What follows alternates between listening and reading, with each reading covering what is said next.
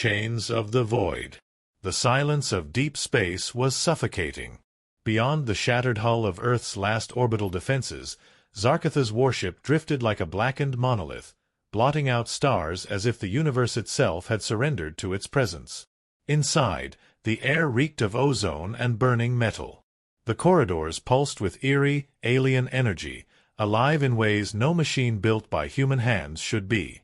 Tony Stark, stripped of his armor, was dragged through those corridors by two towering alien guards. Their skin shimmered like obsidian glass, muscles coiled with unnatural strength. Stark's wrists were shackled by manacles that hummed with pulsating light, burning whenever he so much as twitched. He stumbled but forced himself to look up. Sarcasm was his only armor now. "So, this is the hospitality suite? You guys really need an interior decorator. Black on black is a bit much." One of the guards shoved him hard, slamming him into a wall of cold steel. The crack of pain echoed down his spine, but Stark bit back a groan. He wouldn't give them the satisfaction. The chamber they dragged him into was massive, a cavern of light and shadows.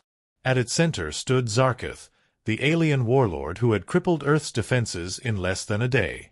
His armor was unlike anything Stark had ever seen. Plates of dark, shifting metal that seemed alive, constantly reshaping, whispering like a hive of serpents. His eyes glowed with a pale blue fire, two frozen suns staring out from a face carved by war. Zarkoth raised a hand, and the guards released Stark. The manacles lifted him into the air, suspending him like prey before a predator. "You are fragile," Zarkoth said, his voice vibrating through the chamber, each word layered with echoes. "This world worships you as a savior, a man in metal. But when the metal is stripped away—" He stepped closer, towering over Stark. "You are nothing." Tony forced a smirk despite the blood drying at the corner of his lip. "Yeah, well, I've been told I'm nothing special. Guess I should add intergalactic disappointment to the resume." Zarkoth didn't flinch. Instead, he gestured to the walls, which flickered to life with projections. Images of Earth. Cities in flames. Oceans boiling under alien bombardment. Stark's heart clenched at the sight of Manhattan in ruins, smoke pouring from the skeleton of the Avengers Tower. "Your world falls," Zarkoth declared. "Its defenses crumble, its champions scattered. Soon there will be no Earth. Only ash. Only silence." The manacles tightened, electricity searing into Stark's body. He screamed despite himself, every nerve lit on fire. The pain was sharp, precise, engineered not to kill but to break. When it ended, Stark's head hung low, sweat dripping from his forehead. His breath came ragged, but still, he whispered, "That the best you've got? I've had worse hangovers." The warlord's eyes narrowed. He leaned in close. "This is not pain. This is introduction." Over the next hours, or maybe days, Stark couldn't tell, Zarkoth's tortures became relentless. Gravity turned against him, crushing one moment, leaving him weightless and gasping the next. Chemicals burned his skin, invasive scans drilled into his skull. His body weakened, but his mind never stopped turning. Every piece of alien tech, every hum of machinery, every flicker in the restraints, he logged it all, deep in the vault of his engineer's brain. And then it happened. In the darkest stretch of silence, when Zarkoth had left him to hang in solitude, Stark heard something. Not with his ears, but in the marrow of his bones, a faint, rhythmic pulse. At first, he thought it was his heart. But no, he knew that frequency. It was familiar, intimate. The arc reactor. They had taken it from his chest and stored it somewhere within the ship. But the thing wasn't just a battery. It was his lifeline, his invention. And it was calling out to him, resonating through the alien walls. Tony's lips curled into the faintest of smiles. His body was broken, but his will was iron. He whispered to the darkness, to the pulse that refused to die. "You're still with me. Aren't you, buddy? For the first time since his capture, hope flickered. Not enough to win a battle, not yet. But enough to remind Tony Stark of one truth he had always lived by. They could strip the armor. They could break the body. But they would never, never break the man. Shadows of resistance. The warship never slept. Its walls pulsed with a rhythm that was almost organic, a constant heartbeat of alien power. For Tony Stark, chained in a dim chamber that reeked of metal and ozone, time blurred into a haze of pain and silence. Yet even through the agony, his mind was busy. He had learned something during captivity. Zarkoth's ship wasn't invulnerable. It was alive, and like all living things, it had weaknesses. Hanging in the restraints, Tony's gaze lingered on the faint vibrations running through the floor beneath him. He had felt that rhythm before, the same pulse that called out to him like a lost friend. His arc reactor. They hadn't destroyed it. They had studied it. Kept it close. Big mistake. Stark exhaled slowly, forcing his battered lungs to cooperate. "You idiots really don't know what you've stolen, do you?" he whispered under his breath. The guards didn't respond.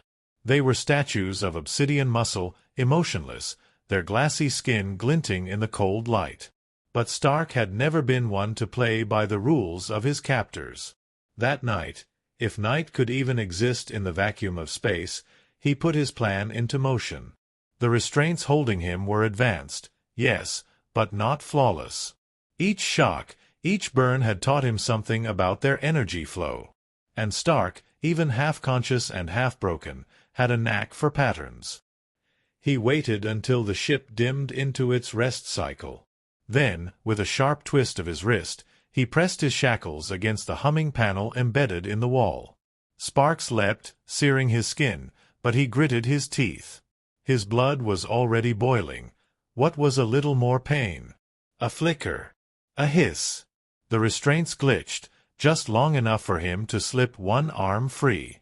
"Gotcha," Tony whispered, ignoring the scream of torn muscles as he yanked himself loose. Now free, but weakened, Stark collapsed to the floor, gasping.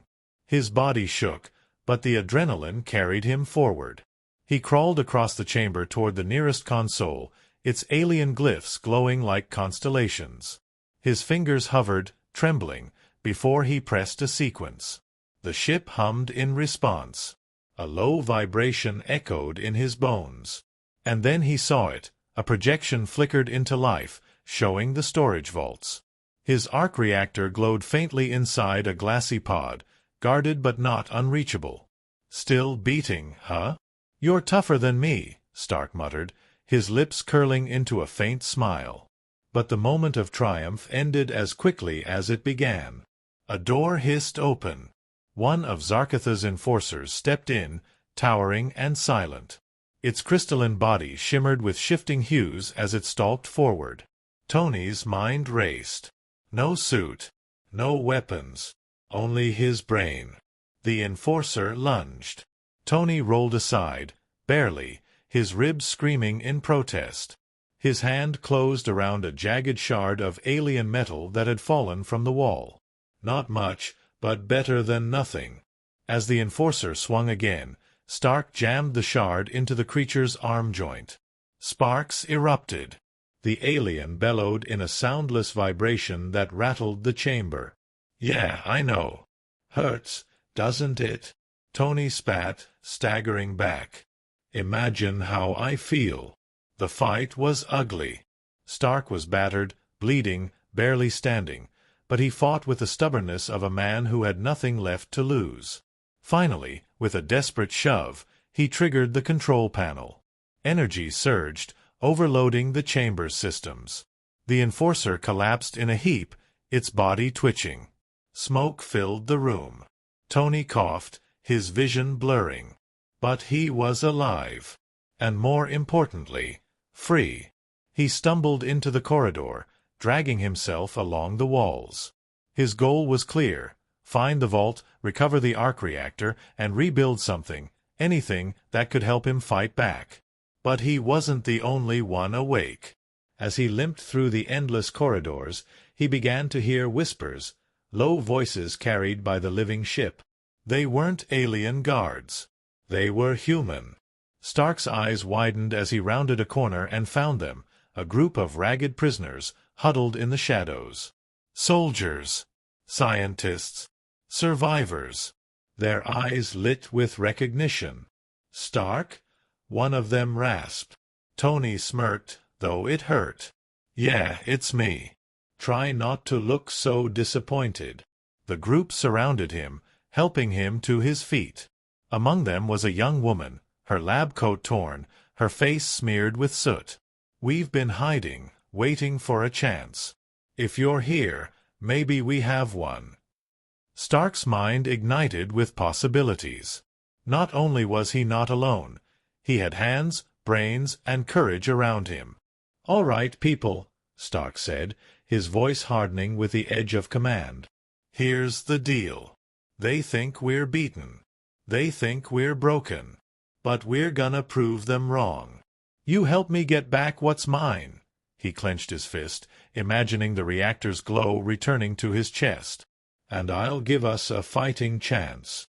For the first time in days, maybe weeks, hope flickered in the darkness of the void. And Stark, battered and bloodied, finally felt like Iron Man again. Flight of the Fallen. The corridors of Zarkoth's warship stretched like veins through a monstrous heart, alive with pulsing energy.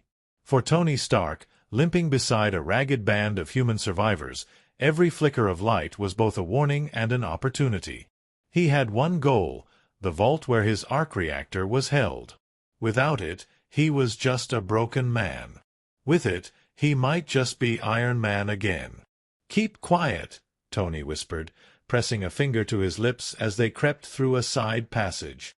The group followed, their footsteps muffled by the ship's strangely organic floor. A soldier, gaunt but determined, whispered back, "How do you know where to go?" "Because it's calling me," Stark muttered. His chest ached, not from injury this time, but from absence. The reactor's pulse echoed in his bones, a beacon guiding him through the alien labyrinth. Finally, they reached it, a chamber sealed by shimmering barriers of blue energy. Inside, Stark's arc reactor hovered in a containment field, glowing faintly but steady, like a heart refusing to stop beating. The survivors gasped. For Stark, it was more than tech, it was a part of him.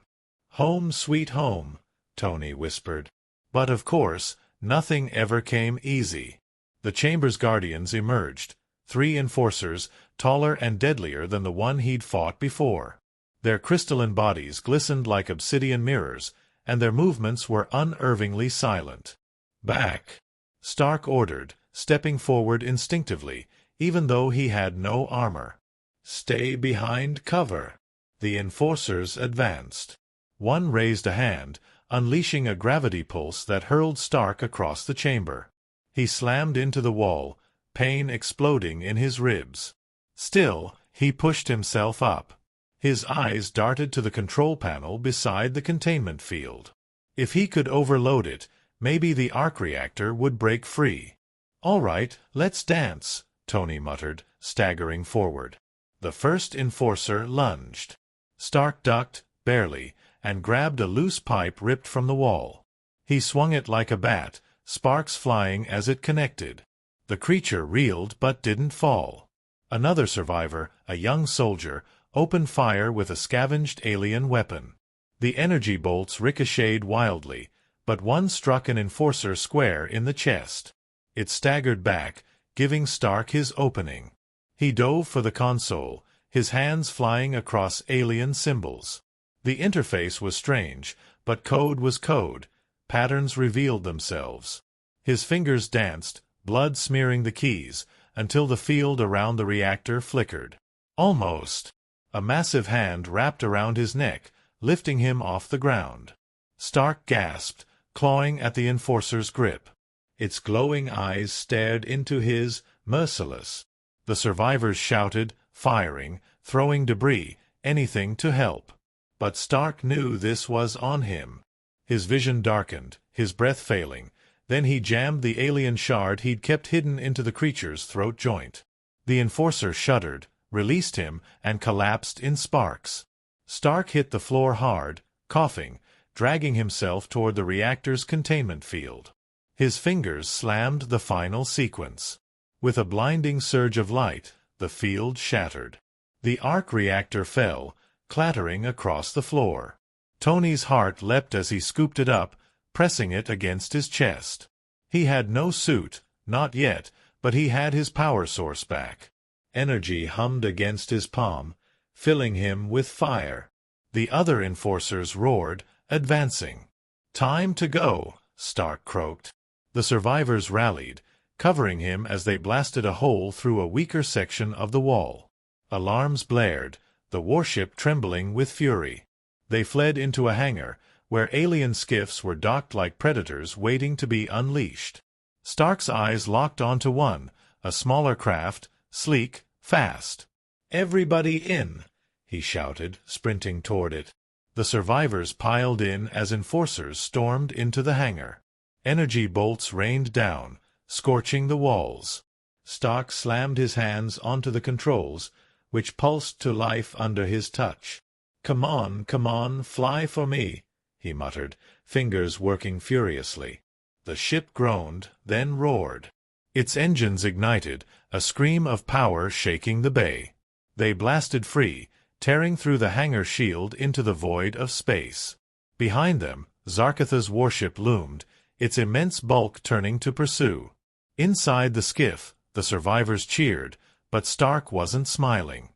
He stared at the reactor glowing in his hands, feeling its warmth seep into him. "We're not safe yet," he said grimly. "That thing is coming for us." And as if on cue, the void lit up with fire. Zarkoth's warship unleashed its fury, beams of energy lancing toward the fleeing skiff. Explosions erupted around them as Stark fought the controls, weaving through death. The survivors clung to their seats, fear etched in their eyes. But Stark, even bloodied and half-broken, grinned. "Hey, who said I can't fly without a suit?" The skiff shot forward, stars streaking past. The chase had begun.